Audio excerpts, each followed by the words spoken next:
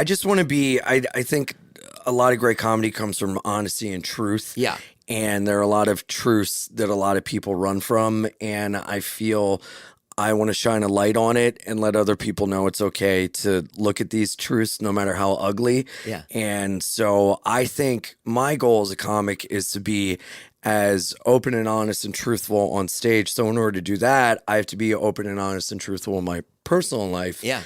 Because at a certain point I was on stage and I was like, I'm like lying to these people. I'm not being who I fully am. Yeah. And I wasn't okay with who I fully was. So I had to get okay with that. Yeah. And it took a long time. And for better or worse, I like to bleed it out on the stage. Was there like a moment that you remember when you were like, okay, I'm going to go up on stage. I'm going to talk about being bisexual, or I'm going to go up on stage. Oh, yeah. Do you remember that moment? Where were you? Totally. I remember it was at an open mic at Niagara Bar at 7th and A, which used to be the old A2 Club. Ground Zero. Which is, well, this was Ground Zero for punk rock in New York City. Yes. This is where it started. There's a plaque on the wall with like Yes. Bad Brains, Agnostic Front, Warzone, all these bands.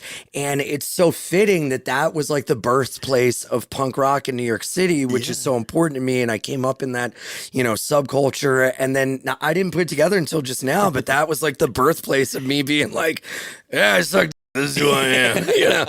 So very different kind of groundbreaking moments for me in that world I'm involved in. But that's interesting. I remember doing it, and I just flat out said it, and everybody was like shocked, and I actually had to have sharp elbows about it because a lot of people would talk slick to me and say a couple things, and I had to right away, like put my foot down and hold my ground and be like, yo, it's not cool for you to talk to me like that.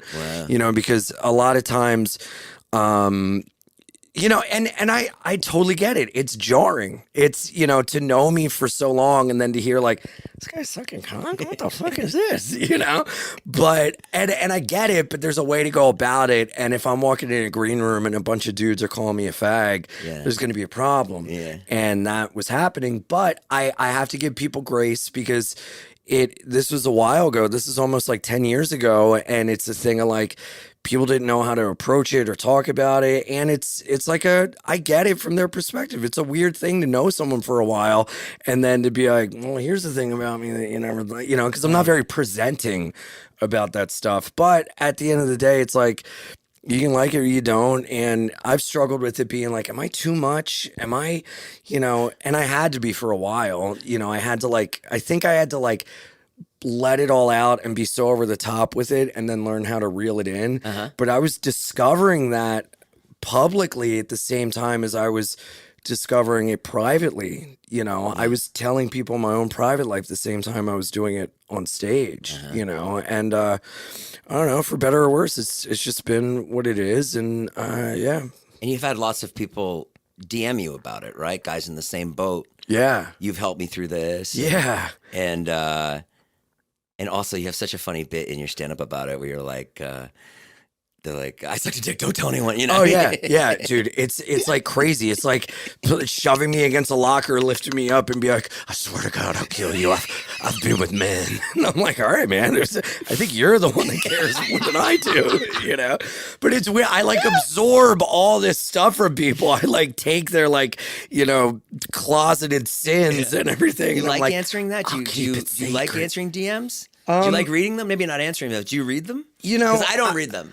I don't read them as much as I used to, but I do sometimes. A lot come in and I don't get to all of them and I don't respond because sometimes when you do respond, it opens up a portal to then this idea that you can just contact me anytime.